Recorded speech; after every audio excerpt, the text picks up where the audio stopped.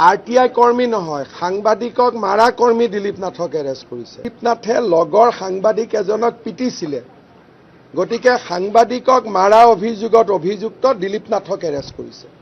RTI কৰ্মী নহয়, tough action.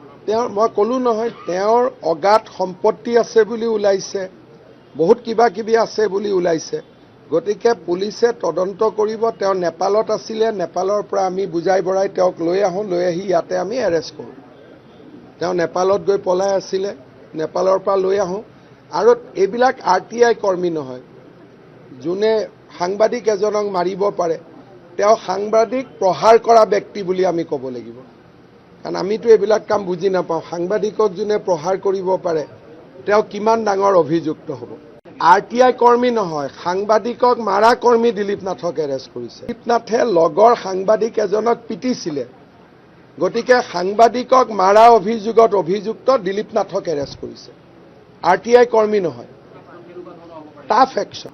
মই ক'লো নহয়, তেওঁৰ অগাধ সম্পত্তি আছে বুলি ওলাইছে, বহুত কিবা কিবি আছে বুলি ওলাইছে।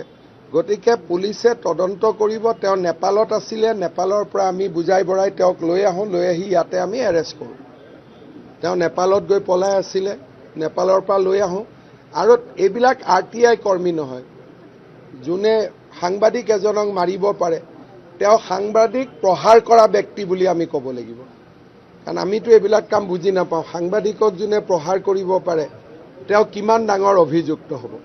RTI কৰ্মী নহয়, সাংবাদিকক মাৰা কৰ্মী দিলীপ নাথক এৰেষ্ট কৰিছে। দিলীপ নাথে লগৰ সাংবাদিক এজনক পিটিছিলে, গতিকে সাংবাদিকক মাৰা অভিযোগত অভিযুক্ত দিলীপ নাথক এৰেষ্ট কৰিছে। RTI কৰ্মী নহয়, টাফ একশ্যন। মই ক'লো নহয়, তেওঁৰ অগাধ সম্পত্তি আছে বুলি ওলাইছে, বহুত কিবা কিবি আছে বুলি ওলাইছে। গতিকে পুলিচে তদন্ত কৰিব। তেওঁ নেপালত আছিলে, নেপালৰ পৰা আমি বুজাই বঢ়াই তেওঁক লৈ আহোঁ, লৈ আহি ইয়াতে আমি এৰেষ্ট কৰোঁ। তেওঁ নেপালত গৈ পলাই আছিলে, নেপালৰ পৰা লৈ আহোঁ। আৰু এইবিলাক RTI কৰ্মী নহয়, যোনে সাংবাদিক এজনক মাৰিব পাৰে, তেওঁ সাংবাদিক প্ৰহাৰ কৰা ব্যক্তি বুলি আমি ক'ব লাগিব। কাৰণ আমিতো এইবিলাক কাম বুজি নাপাওঁ। সাংবাদিকক যোনে প্ৰহাৰ কৰিব পাৰে, তেওঁ কিমান ডাঙৰ অভিযুক্ত হ'ব।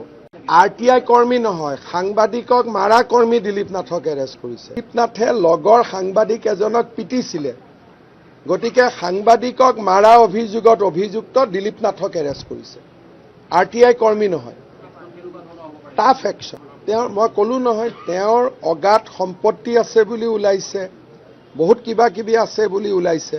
গতিকে পুলিচে তদন্ত কৰিব। তেওঁ নেপালত আছিলে, নেপালৰ পৰা আমি বুজাই বঢ়াই তেওঁক লৈ আহোঁ, লৈ আহি ইয়াতে আমি এৰেষ্ট কৰোঁ। তেওঁ নেপালত গৈ পলাই আছিলে, নেপালৰ পৰা লৈ আহোঁ। আৰু এইবিলাক RTI কৰ্মী নহয়, যোনে সাংবাদিক এজনক মাৰিব পাৰে, তেওঁ সাংবাদিক প্ৰহাৰ কৰা ব্যক্তি বুলি আমি ক'ব লাগিব। কাৰণ আমিতো এইবিলাক কাম বুজি নাপাওঁ। সাংবাদিকক যোনে প্ৰহাৰ কৰিব পাৰে, তেওঁ কিমান ডাঙৰ অভিযুক্ত হ'ব।